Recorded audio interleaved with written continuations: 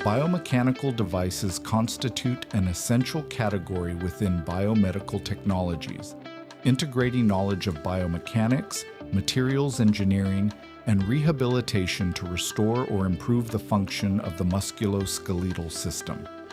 These devices include both prostheses and orthoses, whose main purpose is to compensate for functional losses, correct deformities, or stabilize anatomical structures affected by injuries, neuromuscular pathologies, or amputations.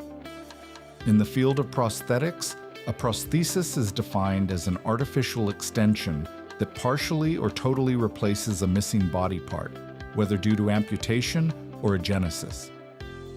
In fact, prostheses can be classified according to their location: endoprosthesis or exoprosthesis, the materials used and the type of energy they require for their operation, distinguishing between internal systems, powered by the user, and external systems that incorporate electrical or hydraulic mechanisms or battery-powered motors. At the same time, smart materials play a crucial role in the evolution of these devices.